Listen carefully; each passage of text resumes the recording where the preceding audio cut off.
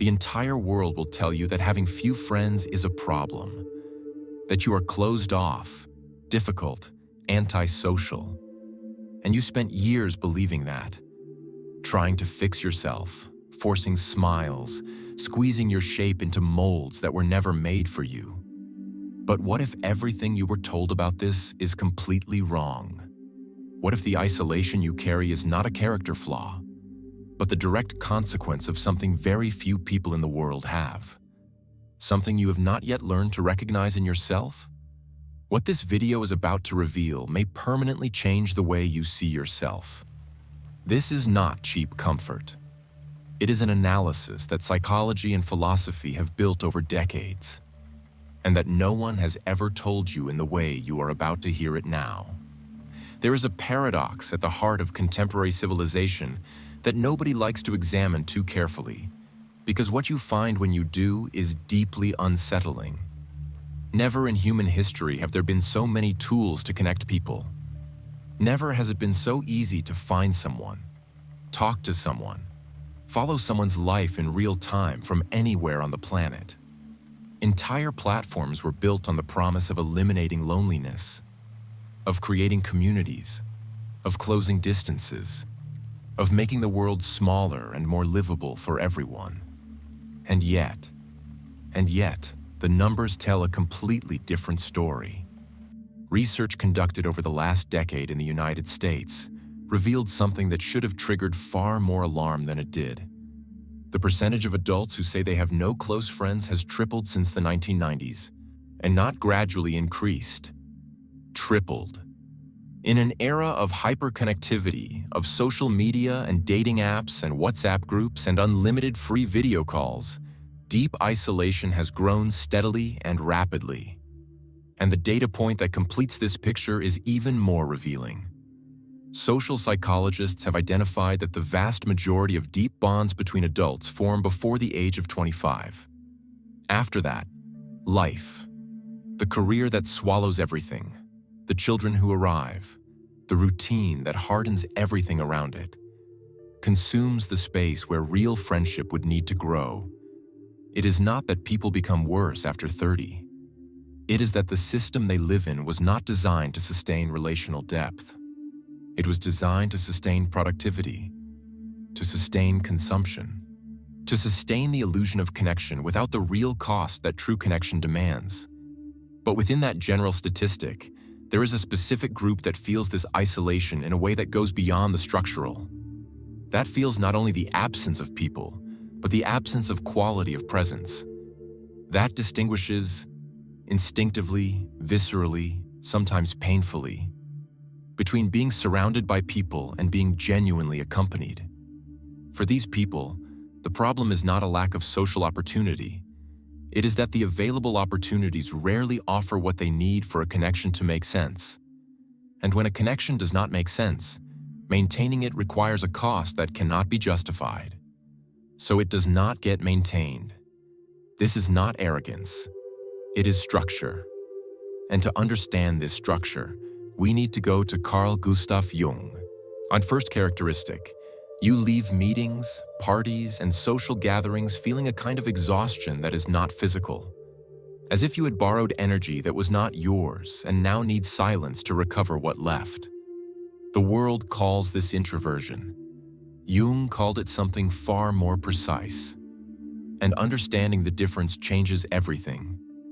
Jung spent most of his life mapping what happens inside the human being, that dimension that does not show up in observable behavior, that does not fit into clinical questionnaires, that only reveals itself when you are willing to go deep enough to find it. And one of his most fundamental and most distorted by common understanding contributions was the concept of introversion. Because when people hear the word introvert today, they think of someone shy, someone afraid of public speaking, someone who prefers to stay home not because they want to, but because the social world frightens them. That image has very little to do with what Jung was actually describing. For Jung, introversion is not fear, it is direction. It is the natural orientation through which psychic energy flows, inward rather than outward. And here it is worth adding something important.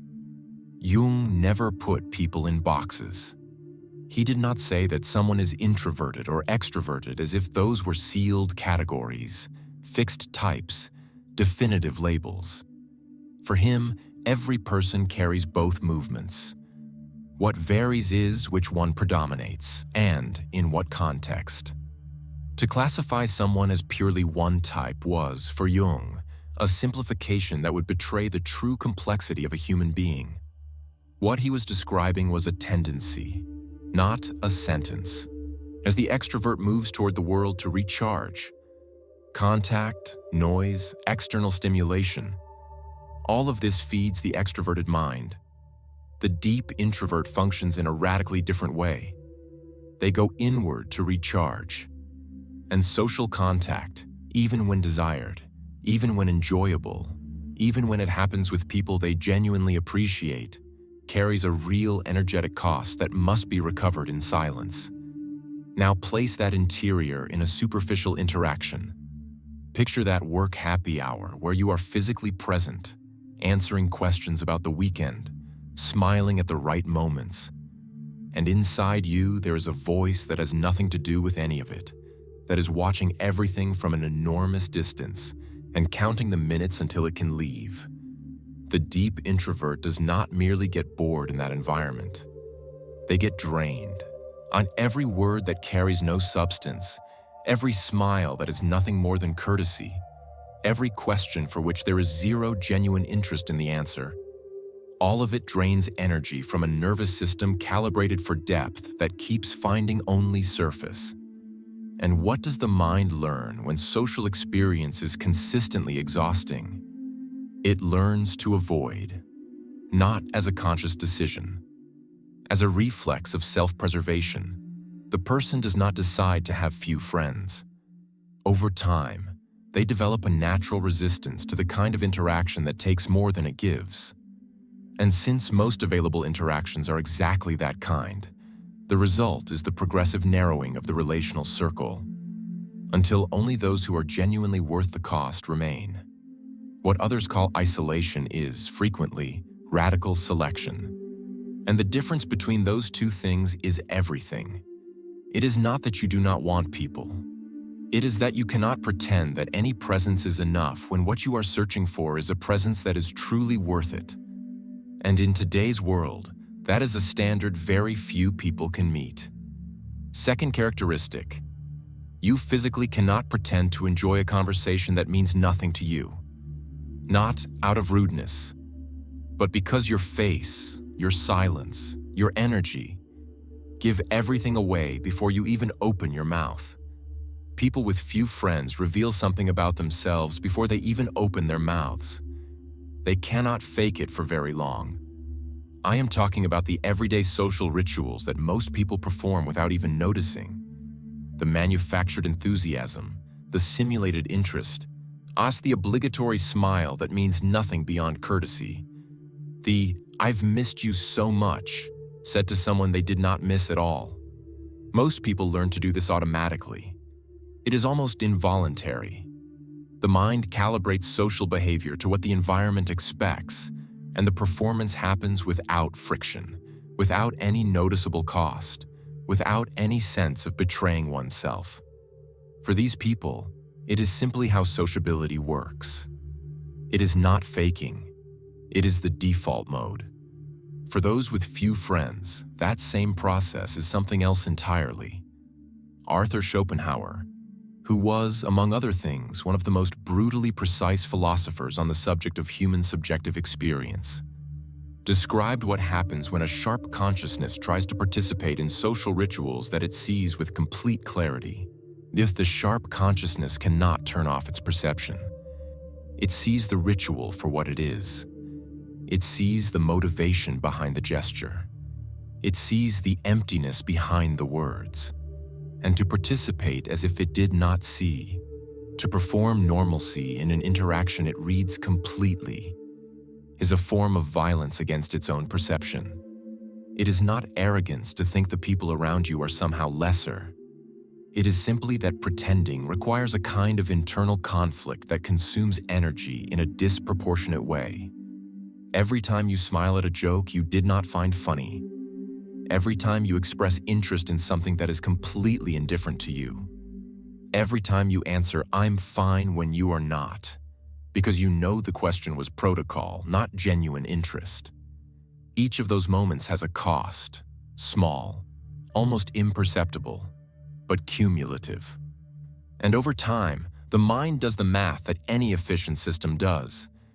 If the cost is greater than the benefit, reduce the investment. Not as philosophy, as metabolism.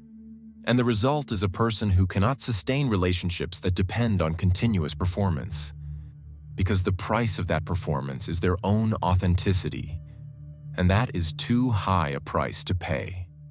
Third characteristic: you have tried to settle for average friendships and could not. Not out of elitism, but because your mind cannot turn off what it perceives, and what it perceives is that something essential is missing from the exchange. What nobody tells you about people with few friends, and this is perhaps the hardest part to admit without sounding arrogant, is that the problem is not that they do not want friendships. It is that they want a specific kind of friendship that is genuinely rare, and they are not willing to accept the substitute as if it were the real thing. They do not just want someone to hang out with on the weekend.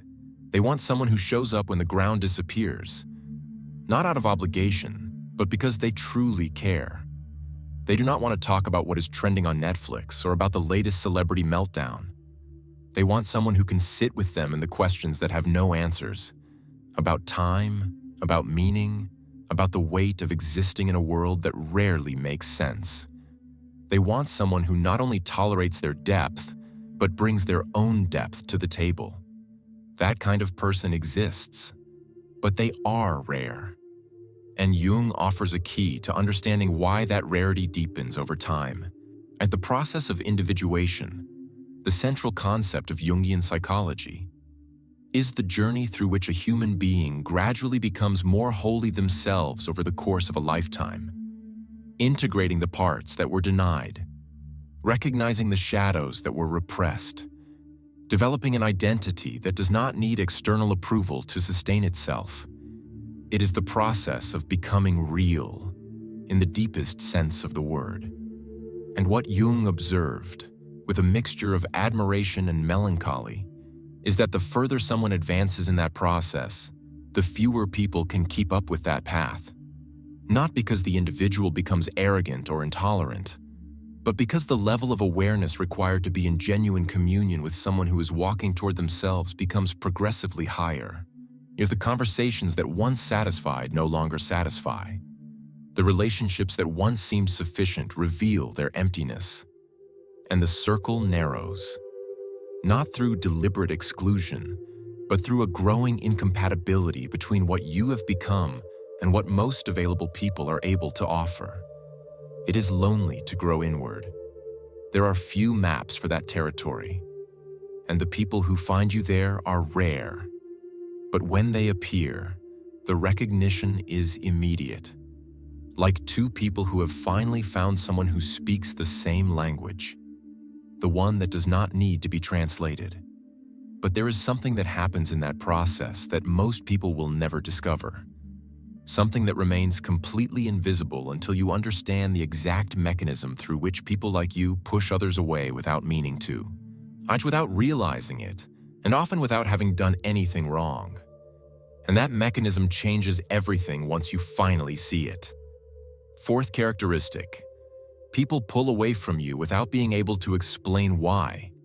Not because you did something wrong, but because the intensity you carry, in your eyes, in your silence, in the questions you ask, demands a level of presence that most people simply do not have. And that pushes them away before a single word is spoken. There is a concept in Jungian psychology that rarely leaves the offices of analysts, but that explains with surgical precision something that happens in the relationships of those who carry a great deal of inner depth. Jung called the shadow the part of us that we repress, the characteristics, the impulses, the qualities we do not recognize as our own because they do not fit the image we have or want to have of ourselves. The shadow does not disappear when it is repressed. It shifts. It acts in ways we do not control.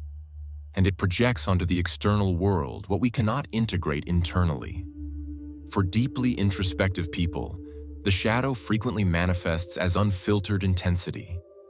Think of that moment when you are in a conversation and you ask a direct question, honest, without any bad intent, and you notice that the other person became uncomfortable.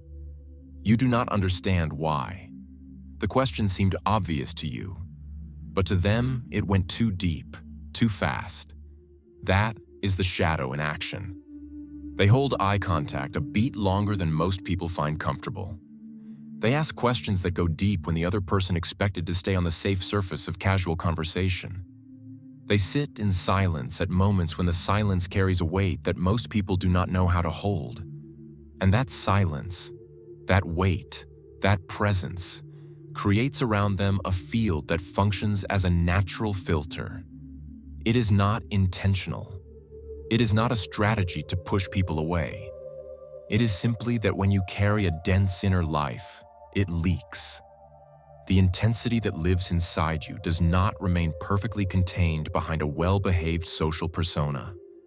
It escapes in the pauses, in the way you listen, in the quality of the attention you offer, which is total, which is rare, and which can be frightening for someone who has never been truly seen up close. And what happens when someone without sufficient inner substance is faced with that level of presence? They pull back. Sometimes with a polite phrase, sometimes by disappearing without a word, sometimes by reflecting the intensity back as if it were your defect. But regardless of the form the retreat takes, the result is the same. And seen from the outside, the pattern looks as though the person scares people off. What is actually happening is more precise than that. Radical authenticity in contact with social performance creates friction.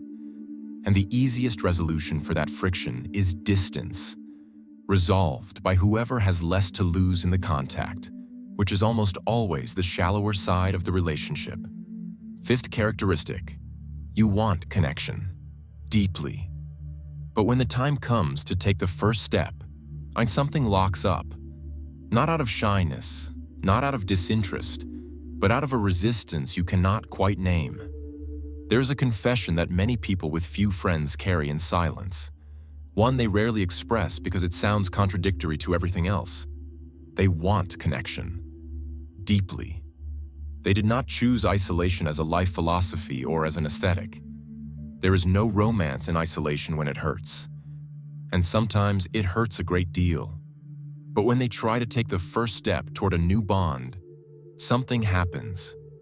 A resistance that is not easily put into words.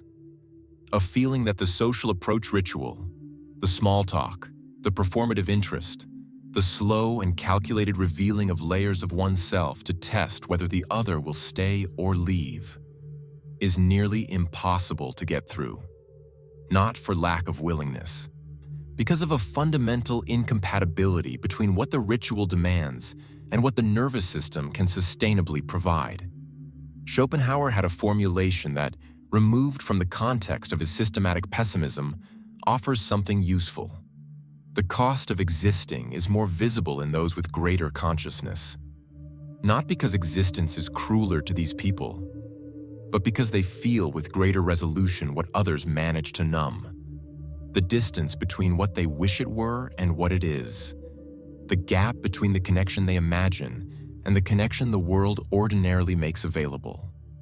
Starting a superficial friendship for someone who feels this way is almost a contradiction in terms.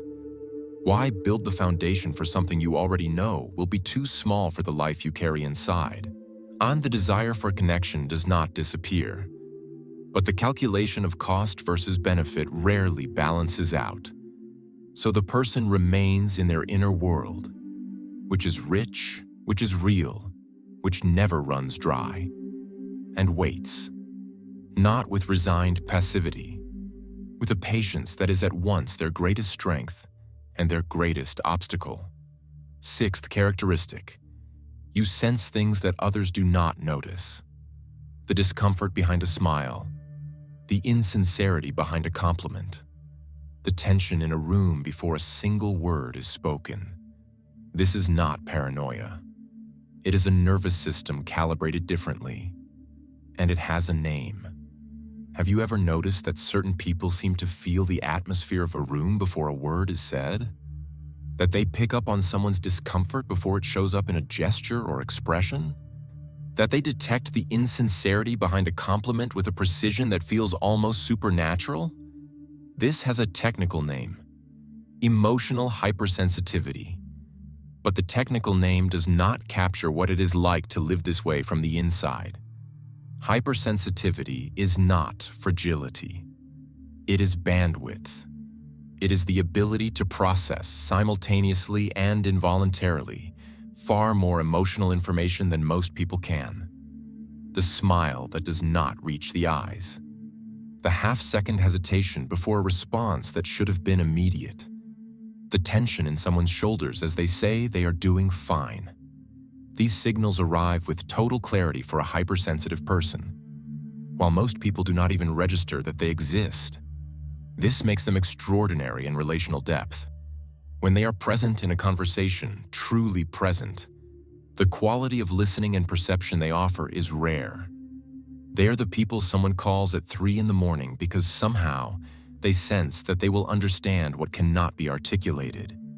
They are the people who carry a conversation for days afterward because they absorbed not just what was said, but what lay beneath what was said. But that same gift operates in the opposite direction with equal precision. Just as they pick up on depth, they pick up on shallowness. Just as they detect authenticity, they detect insincerity. And when every interaction arrives loaded with information about what is off, what is false, what is going to disappoint, the anticipation of what it will cost becomes a survival reflex. The preemptive withdrawal is not a conscious choice. It is the mind protecting what repeated experience has taught it to protect. That opening up costs more than it returns. The problem and the gift are born from the same source.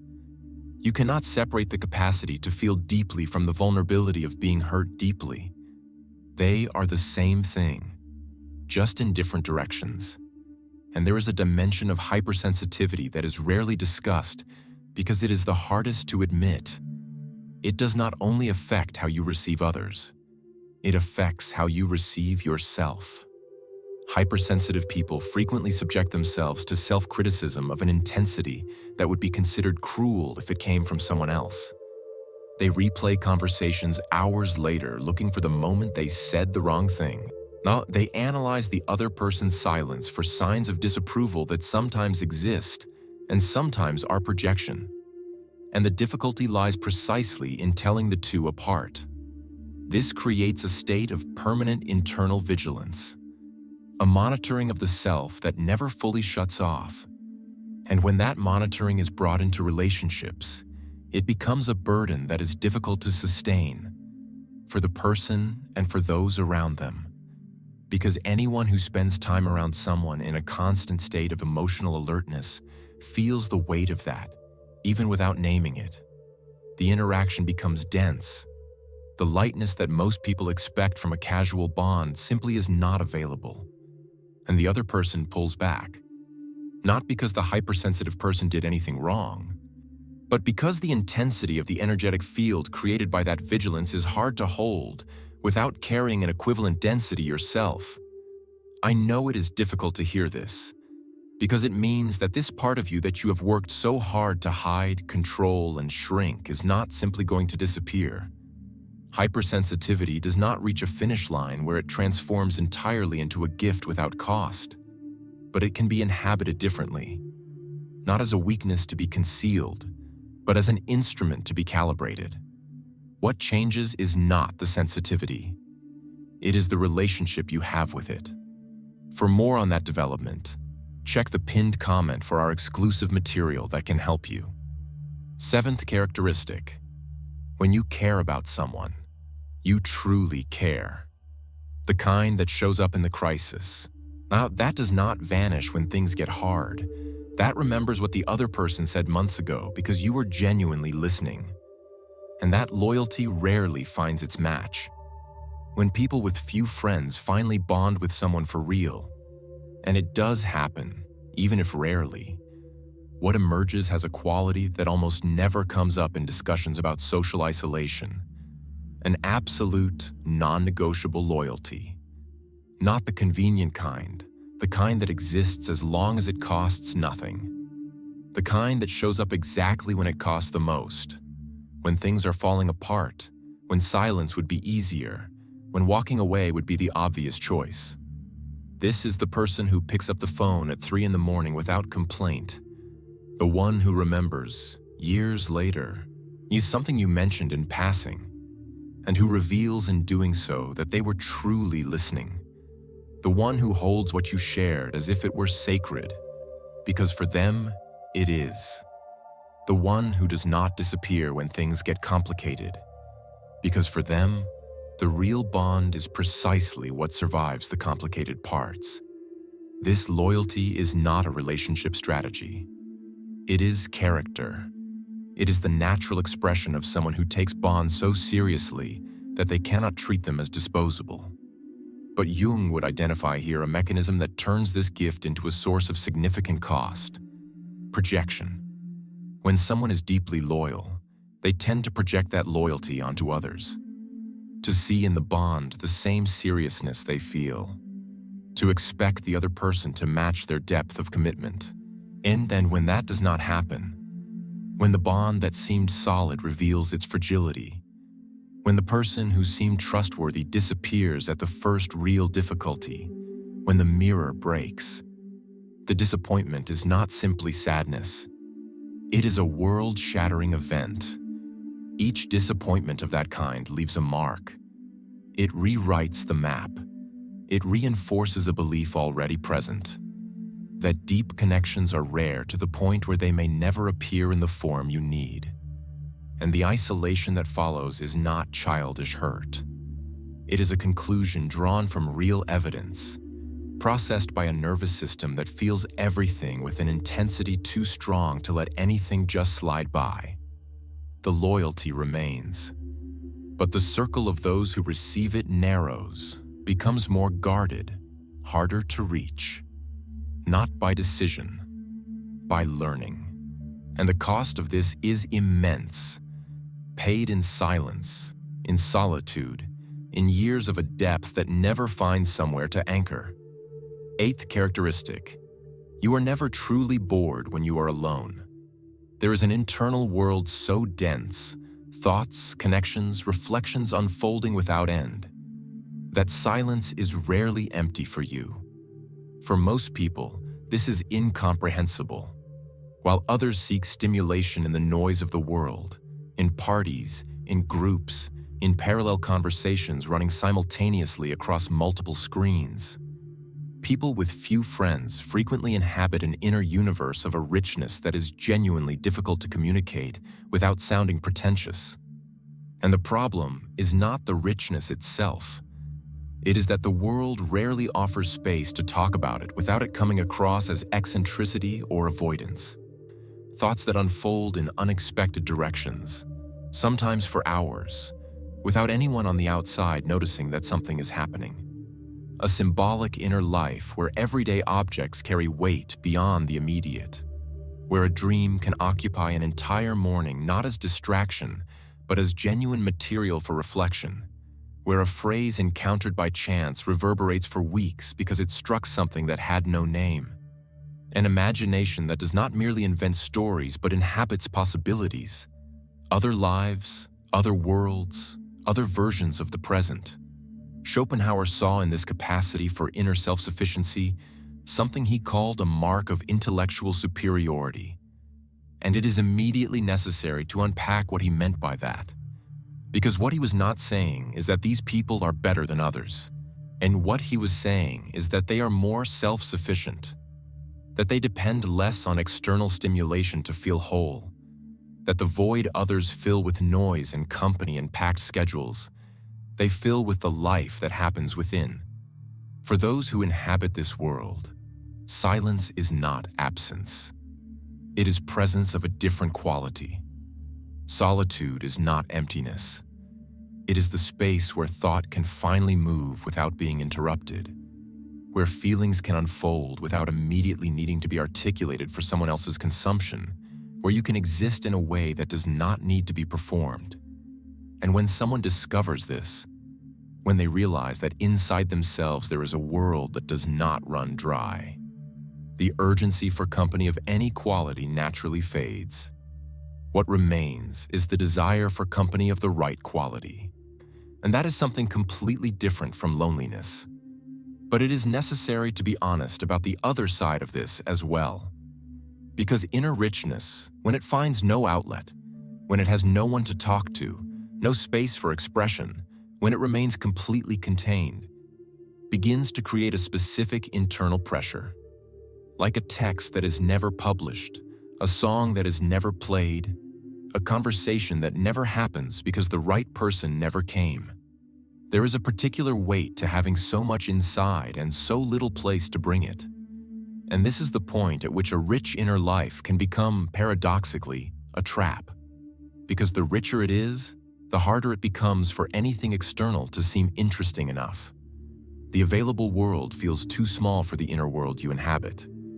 And you go deeper and deeper inside, not by philosophical choice, but for lack of any alternative that makes sense, until the inside and the outside lose real contact with each other, until life divides into two parallel layers that rarely touch. What you truly are and what the world sees of you. Integrating those two layers, bringing the interior into contact with the exterior without losing the depth in the process, is one of the most delicate pieces of work that exists.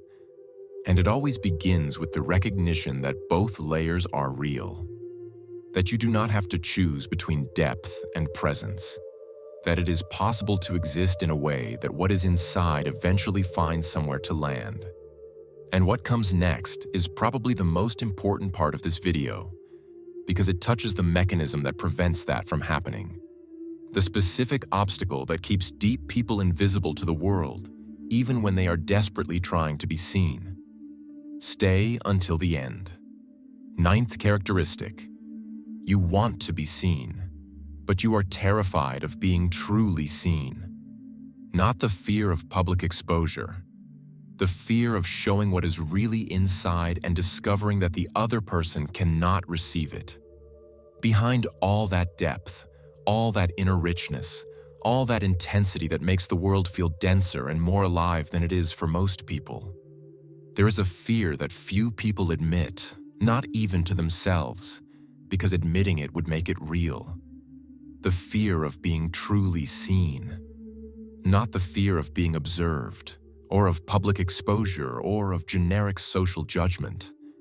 The fear that paralyzes is the fear of being genuinely known, of revealing yourself entirely to someone and discovering, at the moment of greatest vulnerability, that you are still not enough, or that you are too much, that the depth you carry, when finally shown without a filter, will result in distance instead of closeness, that what is inside you, which feels like the most real and most valuable part of who you are, will be met with incomprehension, or with the silence that says more than any answer could. You know that version of you that shows up in work meetings? That replies to emails in a tone you would never use in a real conversation.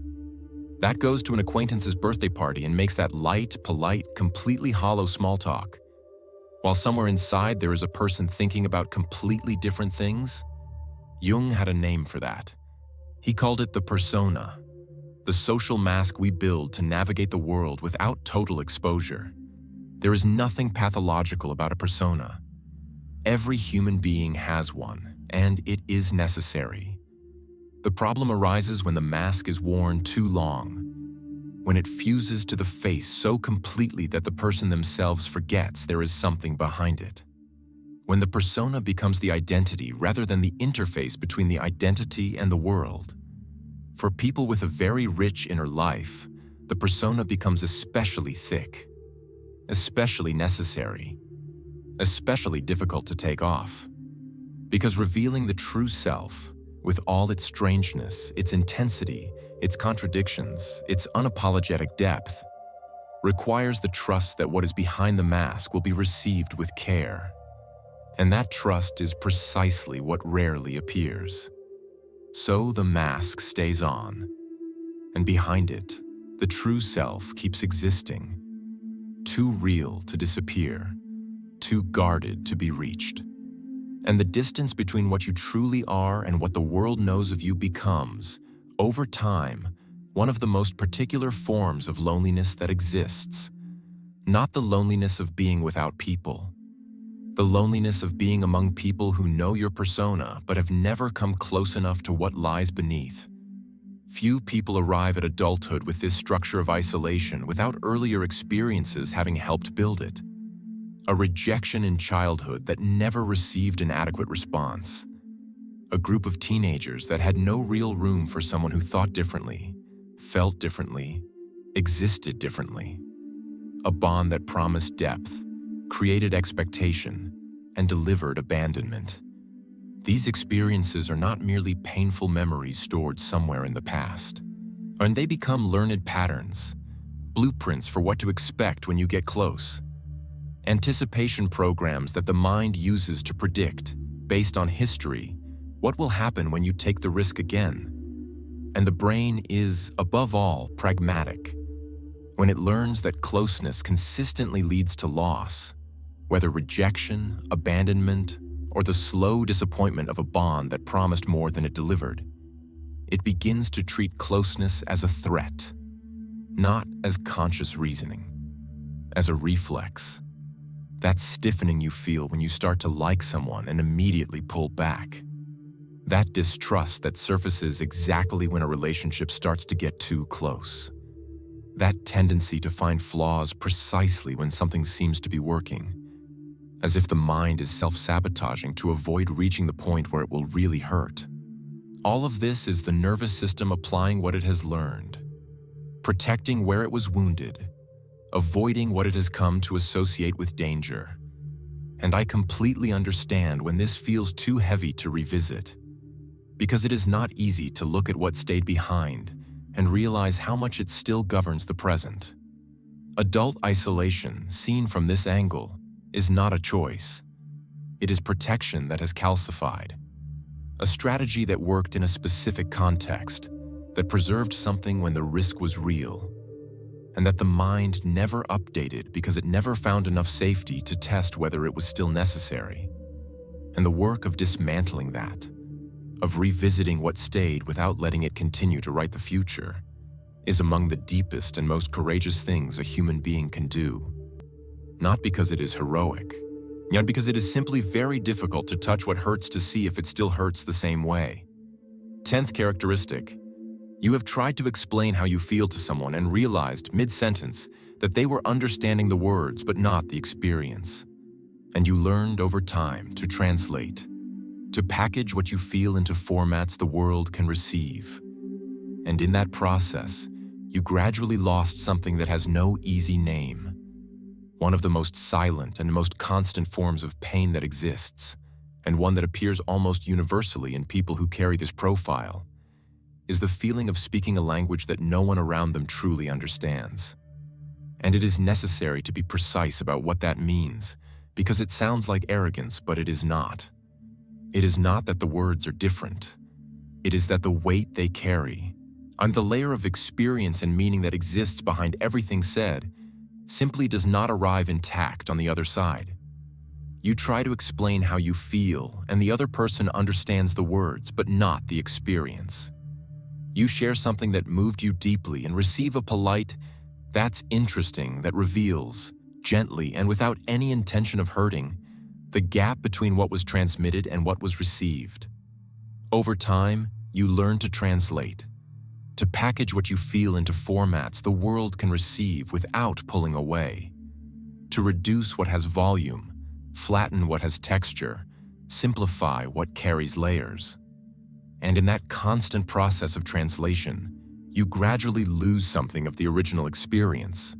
like a photograph that loses resolution every time it is copied. Schopenhauer wrote that language is always an approximation of experience, never the experience itself. For those who live with intensity, that distance is not philosophical. It is daily. It is the space between what is inside and what can come out, between what you feel and what the other person can receive. And when that distance becomes constant, when the experience of never being fully reached is the norm and not the exception, the loneliness of language becomes heavier than any physical loneliness. This is why certain people find more community in a book written 200 years ago than in a room full of people. Because the book does not simplify in order to be accepted. It delivers the experience in its densest, most honest, most accurate form. And sometimes, in that contact, the person finally feels seen by someone who died before they were born, but who wrote with such precision about what they feel that the sense of being understood arrives whole, with no translation needed. There is something in this dynamic worth naming directly. Intellectual and emotional loneliness is not the same thing as social loneliness. You can be surrounded by people and feel the first with an intensity that makes the second almost irrelevant. And you can be physically alone and not feel it at all, because you are in contact with works, with thoughts, with possibilities that understand what is inside you in a way that most everyday conversations will never reach. This is not avoidance. This is not a second-rate substitute for real connection. For many people, it is simply where the deepest connection happens, in dialogues with minds that were not concerned with being socially accepted, that wrote what was true without calculating the impact, that left on the page the real weight of human experience without a filter of politeness. And when you find that, the feeling is not one of consolation. It is recognition, as if you were no longer completely alone, even if the room is still empty. There is an accusation that people with few friends hear, often throughout their entire lives, from sources that clearly care and clearly do not understand. You need to get out more. You are too closed off. It's not normal not to have friends. And for years, sometimes for decades, this person believes it, treats their own nature as a problem to be corrected, and goes to the wrong places with the wrong people trying to feel what they are supposed to feel, works on their social skills, forces themselves to interact, tries to extrovert themselves by sheer force, as if introversion were a muscle that can be developed with enough exercise.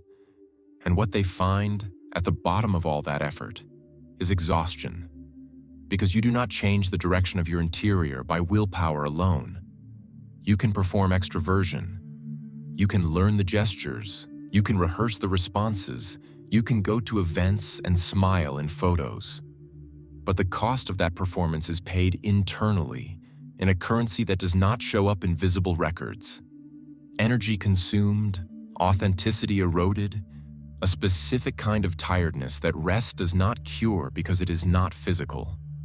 Jung was direct about this, and with the clarity that made him both so essential and so hard to swallow for his era.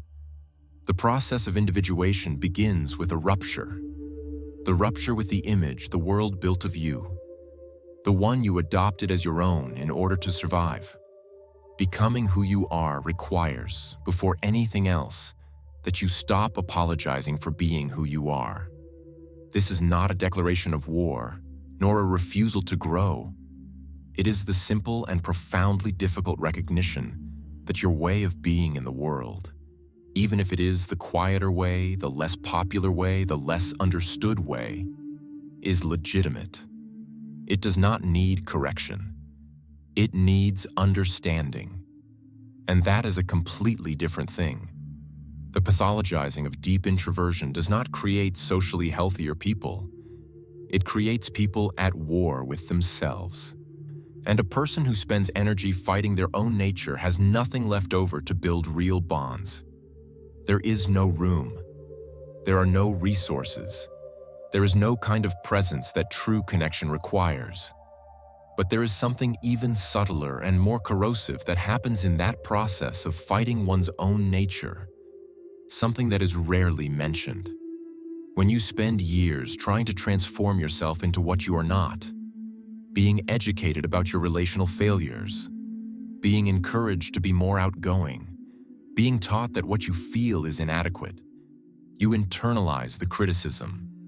It stops coming from outside and begins living inside. And the voice that tells you that you are not enough, that you are too difficult, that you need to fix yourself, becomes your own voice, in your own head, using the tone of the people you loved. And this is what makes the pathologizing of introversion especially devastating. It does not merely create avoidance behaviors. It creates a relationship of shame with one's own inner structure. And shame, Jung would say, is incompatible with individuation. You cannot become who you are while you are ashamed of who you are. Those two movements are opposites. And as long as shame remains active, real growth, the honest encounter with the true self, is permanently postponed. Stopping the fight against who you are is not resignation. It is the prerequisite for any change worth having. Jung made a distinction that seems simple on the surface, but that completely transforms the way you see your own experience once you truly understand what is being said. Loneliness and solitude are not the same thing. They are fundamentally different states, each with different inner qualities, different origins, and different consequences. Loneliness is lack. It is the absence that hurts, the emptiness that demands to be filled, the sharp awareness that something should be present and is not, the silence that weighs because of what it does not say. Solitude is fullness. It is the presence of oneself, the encounter with one's own interior, the peace that does not depend on any external presence to exist. It is the silence that nourishes because it is full of what matters. It is the capacity to be with oneself in a way that is not waiting for something better, but arriving at something complete. Most people with few friends oscillate between these two states without knowing how to name either of them. There are moments when the weight of absence is real. The desire to be seen and recognized and loved by someone who understands what is inside. And there are moments of deep solitude, the quiet that expands, the silence that has texture, the feeling of fully inhabiting one's own existence without needing anything beyond that. The process of individuation that Jung described as the central task of human life is, in the end, the journey of learning to transform loneliness into solitude, not by denying the pain, not through a cold stoicism that refuses to feel what hurts, but through the development of a relationship with one's own interior so rich, so honest, so fully inhabited, that the starting point for any external bond becomes wholeness and not lack. Bonds built from lack repeat patterns. They seek in the other what should be found within. They create dependencies that suffocate what they could nourish. They generate expectations that no real human being can fulfill because they were projected from an absence that is not the other person's responsibility to resolve. Bonds built from wholeness have a different quality, not of urgency, but of recognition. Two people who already inhabit themselves meet not because they need each other to exist, but because they exist in a way that makes the encounter something that expands rather than completes. And that kind of encounter cannot be manufactured. It cannot be produced by a relationship technique or a socializing strategy. It happens when you stop trying to be who you are not.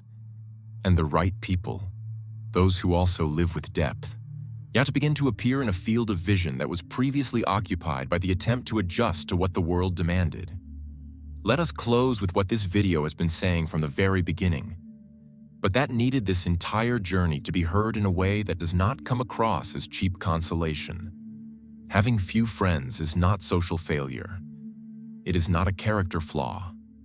It is not a sign that something went wrong in you, or that you should have done something differently over the past years to have arrived here another way.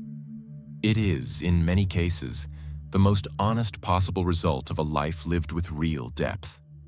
Of a refusal, quiet, sometimes painful, always costly, to trade substance for presence. True connection for surface-level company. The uncomfortable peace of being whole for the comfortable lie of belonging to a group that will never truly know you. You are not wrong for being unable to settle for less than what you need. You are possibly wrong to keep believing that this is the problem. The problem is not you. The problem is the expectation that you should function in a way that fundamentally contradicts who you are. The solution is not to lower your standards. It is not to learn to enjoy the shallow. It is not to force yourself to smile more in environments where you feel invisible regardless. It is to learn to recognize the right people when they appear. And they do appear, even if rarely, even if late, even if at moments when you had nearly stopped expecting them. The ones who also live with intensity, the ones who also carry worlds inside them, and the ones who do not need a long introduction because the recognition happens before the words. That strange and precious moment when you realize that you can finally stop translating. What you carry may feel like an uncrossable distance between you and the world, but seen through the right lens, not one of consolation, but of real analysis, it can also be evidence that you carry inside yourself a world that has not yet found the people it deserves, that the depth you hold is real, is rare, and is valuable in a way the world rarely knows how to recognize, that you were never the problem you were taught to see yourself as. You made it to the end. That already says something about you that most people will not even realize is rare, because most people would not have stayed. Most would have skipped to something else, another video, like another stimulus, another way of not sitting quietly with what is inside. You stayed, and that is not a small thing. The question worth keeping and carrying with you is not, how do I get more friends? It is a different question, more honest, more difficult. What am I truly looking for in relationships that I'm not finding? What would I need to find in myself to stop needing the other person to complete me? And who, in my life, would actually find me if I stopped hiding behind what feels safe and started showing up as I truly am? Those questions do not have quick answers, but asking them is already the beginning of something that goes far beyond having more friends. It is the beginning of having a life that makes sense for you, not for the model that was sold to you. Did you enjoy this video? Become a member of our channel for exclusive content. See you next time.